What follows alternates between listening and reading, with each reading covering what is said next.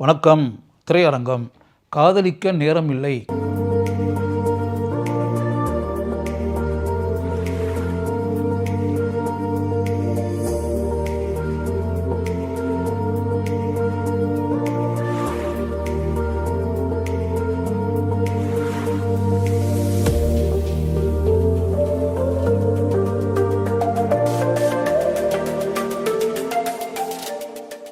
Sridhar direct பண்ணி மிகப்பெரிய வெற்றி படமாக அமைந்த அந்த படத்தினுடைய டைட்டிலை யூஸ் பண்ணி ஒரு திரைப்படம் திரைக்கு வந்து ஓடிக்கொண்டிருக்கிறது. இந்த படத்தினுடைய இயக்குனர் கிருத்திகா உதயநிதி ஸ்டாலினுடைய மனைவி.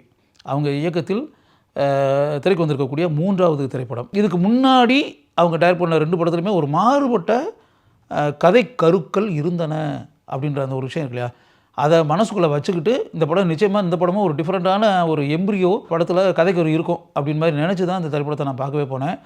அதே மாதிரி நிச்சயமாக வந்து ஒரு மாறுபட்ட கதை கரு தான். இன்றைக்கி இருக்கக்கூடிய இளம் தலைமுறை இருக்குல்ல, அவங்களுக்கு இந்த படம் ரொம்ப பிடிக்கும்.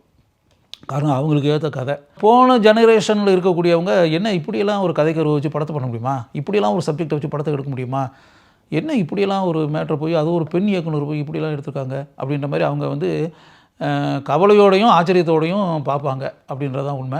ஆனால் இன்றைக்கி இருக்க யங் ஜெனரேஷனை பொறுத்தளவில் கிருத்திகா உதயநிதி வந்து ஒரு போல்டஸ்ட் லேடி, துணிச்சலான பெண் தான், துணிச்சலான இயக்குனர் தான் அப்படின்ற மாதிரி மனசுக்குள்ளே நினைப்பாங்க.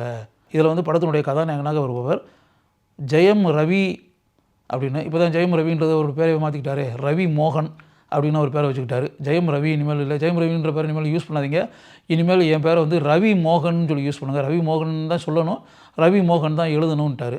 அதனால் ரவி மோகன் என்ற ஜெயம் ரவி அவர் தான் இந்த படத்தினுடைய கதாநாயகன். அவரை பொறுத்தளவில் அவர் வந்து ஒரு இளம்பெண், அவங்க 2 பேருக்குள்ள காதல் அப்படிங்க நிருபமா அப்படின்றதில்.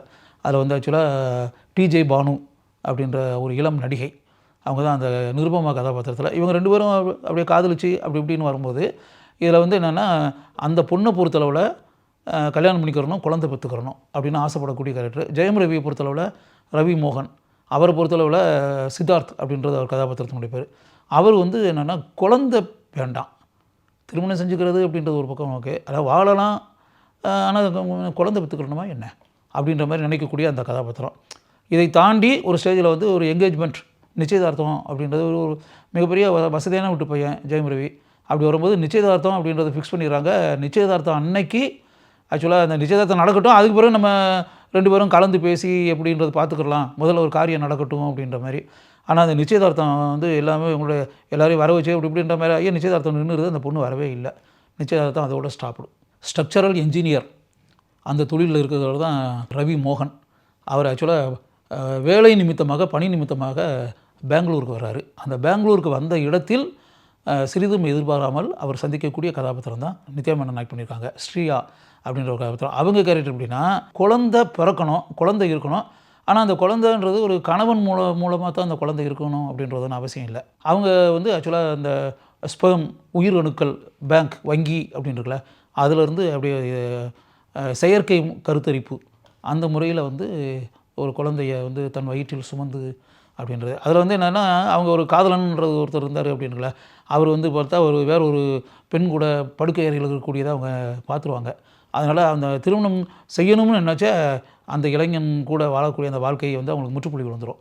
ஆனால் இவங்க வயிற்றில் வந்து ஒரு குழந்தை இருக்குது. அந்த குழந்தை வந்து அந்த இளைஞனால் உண்டானது அல்ல, அது செயற்கை கருத்தரிப்பு மூலமாக வயிற்றில் இருக்கக்கூடிய ஒரு குழந்தை. இப்படி இருக்கக்கூடிய ஒரு இதில் வந்து அவங்க வந்து ஆர்கிடெக்ட், கட்டிட துறையில் பணியாற்றக்கூடிய ஆர்கிடெக்ட். அப்போ 2 பேருமே கிட்டத்தட்ட ஒரே துறையில் இருக்கக்கூடியவங்க தானே. அப்படி இருந்து இவங்க 2 பேரும் ஜெயம் ரவியும் ரவி மோகன், நித்யா மேனன் 2 பேரும் சந்திக்கக்கூடிய ஒரு சூழல் வருது. அவங்களுக்கு இடையில் ஒரு ஃப்ரெண்ட்ஷிப், நண்பர்களாக பெங்களூரில் இருக்கிறாங்க.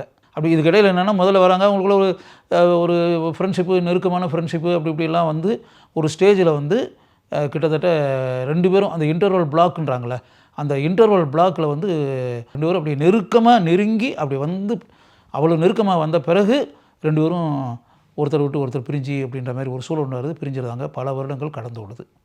கடந்து ஓடிய பிறகு பின்னாடி ஒரு ஸ்டேஜில் தொழில் நிமித்தமாக மறுபடியும் பெங்களூர் வந்து அப்படின்னு வரும்போது அப்படி சந்திக்கக்கூடிய ஒரு சூழல் அப்படி இப்படி. இது அது பிறகு என்ன நடக்குது அப்படின்னா, அது பிறகு இந்த அவங்களுக்கு அந்த நித்யா மேனனுக்கு வந்து குழந்தை பிறந்து குழந்தை வளர்ந்து சிறுவன் அப்படி இவரும் கிட்டத்தட்ட அதே அப்பார்ட்மெண்ட், அந்த கட்டடம் இருக்கக்கூடிய அதே இடத்துலையே இவரும் ஒரு அப்பார்ட்மெண்ட்டில் வந்து இவர் வந்து அவங்க வீட்டுக்கு நேர் எதிர இருக்கக்கூடிய ஒரு ஃப்ளாட்டு, அதில் வந்து ரவி மோகன் வரக்கூடியது. அதுக்கு பிறகு இந்த சின்ன சிறுவன் மேலே, நித்யா மேனனுடைய பையன் மேலே ஒரு அட்டாச்மெண்ட்டு, இவங்க 2 பேருக்குள்ள ஒரு அன்பு பாசம், இதெல்லாம் வந்து படத்தினுடைய கிளைமேக்ஸில் என்ன நடக்குது அப்படின்றது தான். இன்னும் சொல்லப்போனால் ஆக்சுவலாக இதில் ரொம்ப பாராட்டப்பட வேண்டிய விஷயம். அதுபோல் தான் பின்னாடி வந்து கிட்டத்தட்ட லாஸ்ட்டில் கிளைமேக்ஸ் லீடில் தான் அவங்க சொல்லுவாங்க. ஆக்சுவலாக இது வந்து கிட்டத்தட்ட இந்த என் வயிற்றில் இருக்க வளர்ந்த கரு வளர்ந்து இந்த பையன்னா இதுக்கு வந்து காரணம்லாம் யாருமே கிடையாது.